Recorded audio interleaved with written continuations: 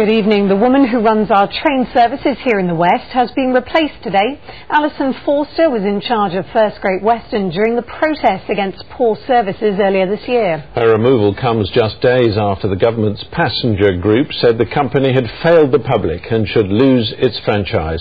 Well, John Maguire is at Temple Meads and joins us now. John, what more can you tell us about this?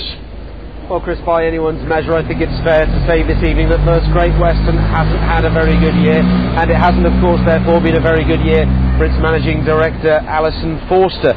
We're told in a statement published late this afternoon that she now becomes the newly created Director of Rail Safety and Performance at First Great Western.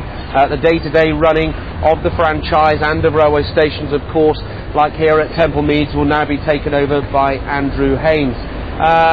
Ms Forster has been in the railways for, around 27 years now. She joined as a graduate trainee back in 1980. She became the first female station master, or mistress, I suppose you should call her, a few years after that. Then she was made managing director of First Great Western in 2004. Today we have confirmation after a couple of weeks of speculation and management shuffles that she is no longer the managing director here. Just last week she told us on Points West that she apologises to passengers for the rotten time that they've been having just recently.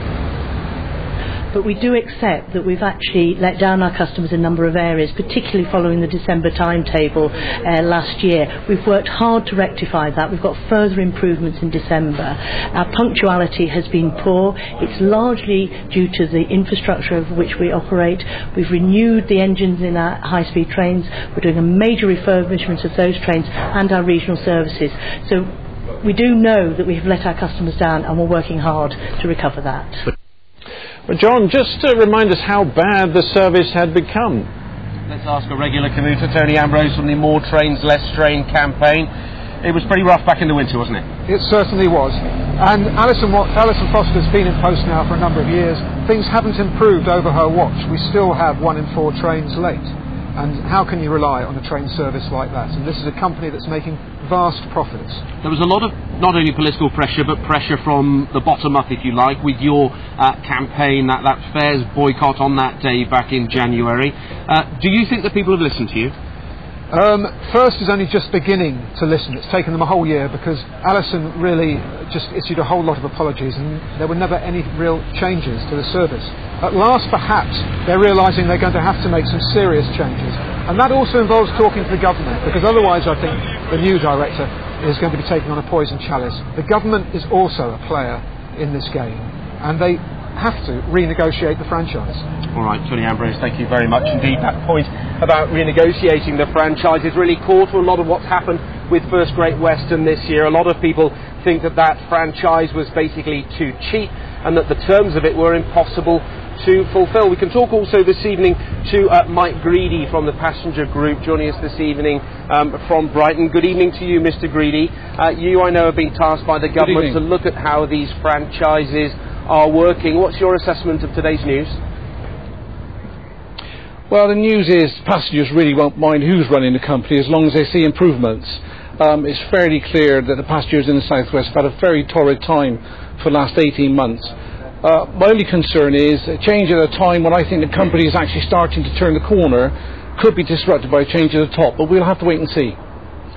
Do you think that the government's been listening to you? Because there is this core point, many people believe it, that perhaps the government's at fault for what's been happening, especially on this railway line over the last year or so.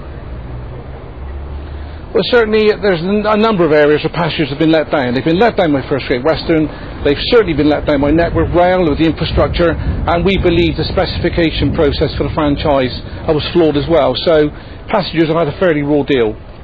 All right, Mike Greedy, thank you very much for joining us this evening. So that's the news then from First Great Western tonight. The managing director, Alison Forster, has a new job. The day-to-day running of this service now falls to a man called Andrew Haynes.